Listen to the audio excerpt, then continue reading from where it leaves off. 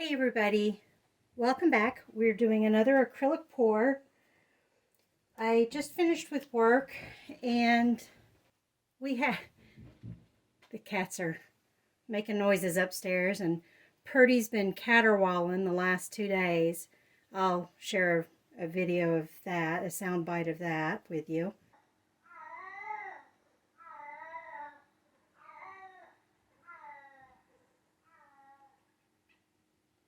So you may hear that a little bit later on. But just got done with work. We had a board meeting earlier today for the gallery, and we're celebrating 20 years in July. And so this video is going up after that. But at any rate, if you follow me on Facebook under Sherry Obsessed, or if you follow me on Instagram, or here, YouTube. I'll try to post it on YouTube as well, although basically, unless you're in the area, you're probably not going to come. But we're celebrating 20 years of the art gallery being a 501c3, being in existence. And one of the things that we're having is a raffle. But the other thing that we're having is a silent auction. And so for the silent auction, I don't know if I'm going to go with my pendulum pour that's the rectangular shape that I did a long time ago now. I don't have it up in the store. I have it here in my basement.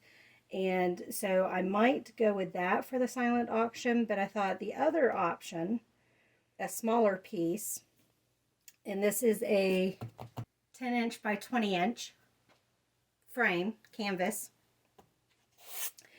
And so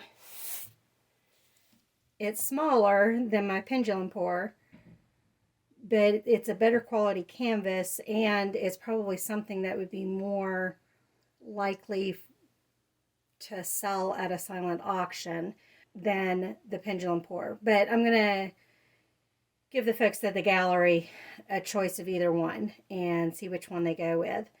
The pendulum pour, although it might not be colors that people necessarily want, I believe it's gray and green. Might be taupe and green. The colors themselves might not necessarily be the prettiest colors, we'll put it that way. But the pendulum pour, to get the rectangle like that, is hard to do. You've got to experiment with different setups and see what shape you get, and then do your painting, as you guys might have seen. So we're going to do this one. I didn't tighten the back on it, but I did go ahead and tape off the back. Got my thumbtacks in. Those are jumbo thumbtacks, in case you're wondering. And what we're going to do is do a Dutch pour. My rainbow Dutch pour that I did 2 years ago now, I think, finally sold this year. So what I thought I would do is try to do the rainbow Dutch pour again, but this time do it how I actually wanted to do it in the first place. The other one still turned out pretty, but it didn't turn out the way I had planned it. So we're going to try again, see what we get, kind of go from there.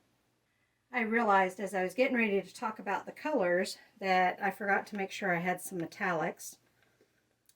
So I'm mixing up some Old Gold from Artist Loft real quick. Okay, now that we've done that part. So the colors we have: Artist Loft Old Gold, Amsterdam Metallic Silver. So those are my two metallics. The base is going to be Amsterdam Titanium White.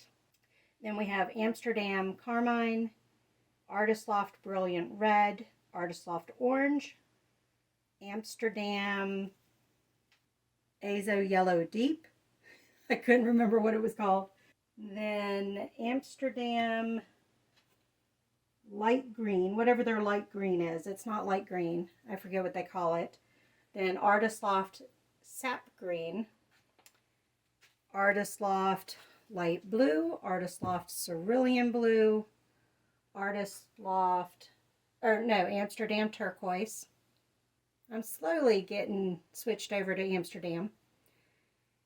Artist Loft Brilliant Blue, and then Artist Loft Violet.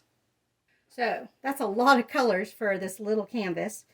But what we're going to do is we're going to, for this Dutch pour, I'm going to try to emulate what Olga Solby does for most of her Dutch pours, which is she'll do the puddles. And we're going to do, rather than my straight lines where I do all the colors all together, which is what I typically do, we're going to do puddles, and we're going to group the colors together in the puddles. So I'll have to space it out as well. I do have them in Roy G. Biv order, and hopefully I can space it out the way I need to. All right, all of that makes sense. This is all also freshly mixed, so I'm going to be doing a lot of torching as well. So let's go ahead and put the base down.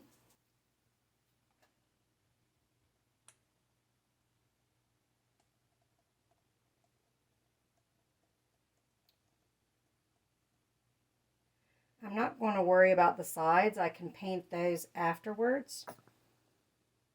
I'm mainly concerned about making sure I have enough on the top of the canvas itself.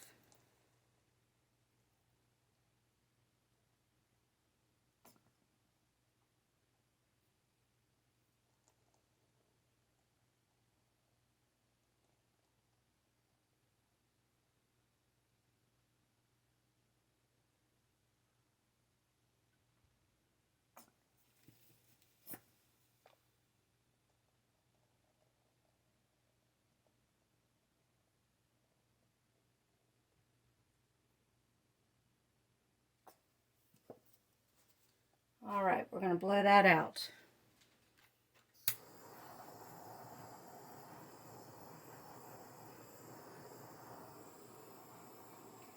Just popping the bubbles.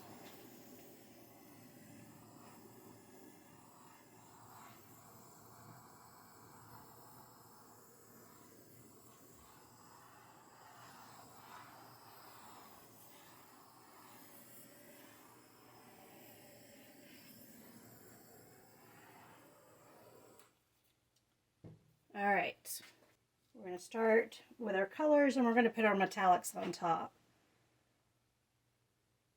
So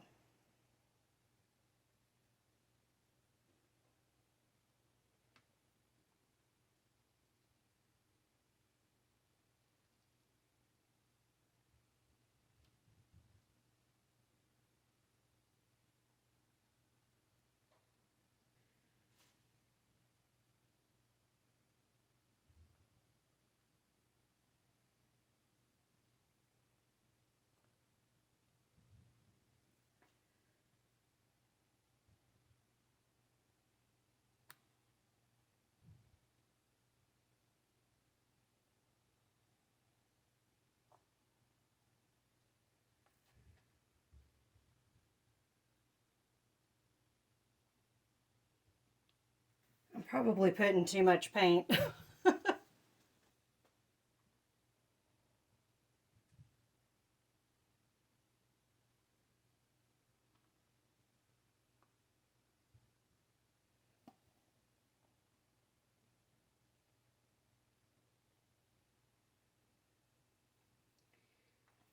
Just doing that because it helps tie it together.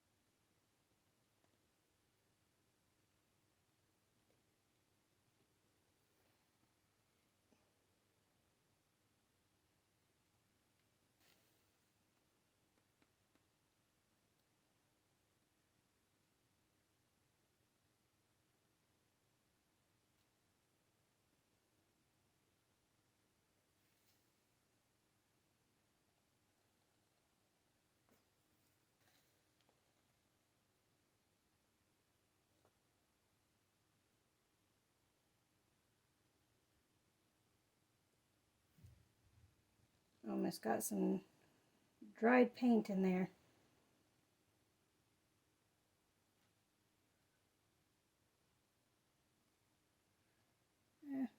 We'll go ahead and, I was going to do the cool colors with silver and the warm colors with gold, but we'll go ahead and put it all the way through. Let's torch the bubbles.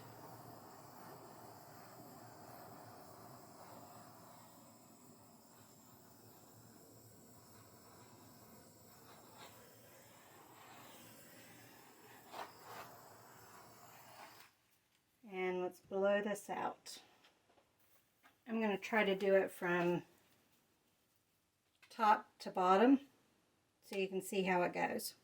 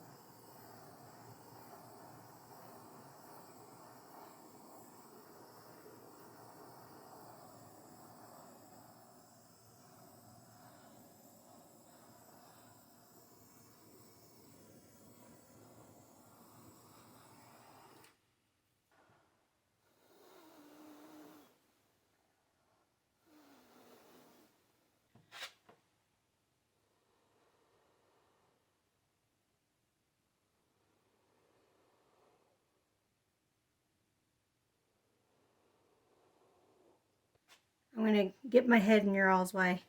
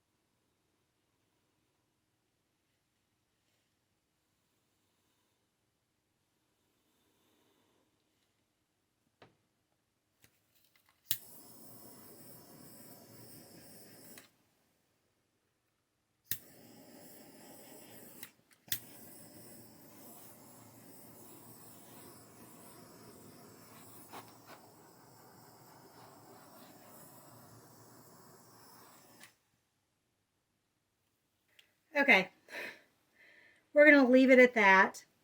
I'm not crazy about the white spot here, but I love the lacing that's around it, so I will bear with the white spot. I've also got some interesting lacing going on in here on the green. So I did put too much of the color paint down, but it still turned out pretty. I'm hoping it dries pretty. That'll be another test.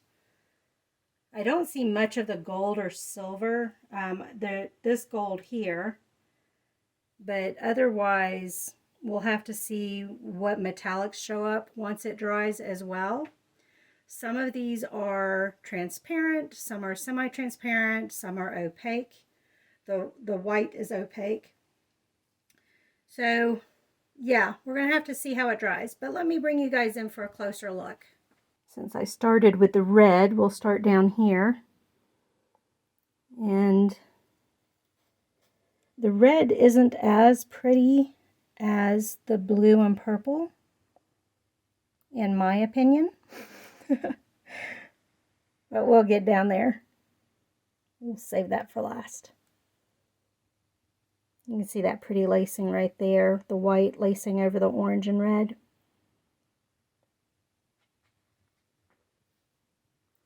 A little bit of lacing right there, going into our green.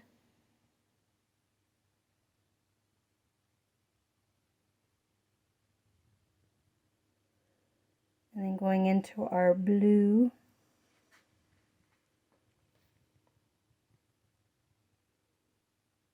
I just realized I forgot to put the focus lock on. And look at this beautiful lacing right here in the blue. Love it.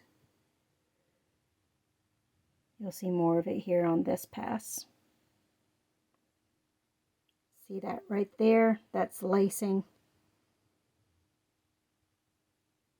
Beautiful lacing. That's what the sides look like, just to give you an idea. The side that was towards you. This side. And that side. I don't know how much of it you can see because I can't see my screen. Oh, there's my fingers. So, if this dries well, here's a dry picture.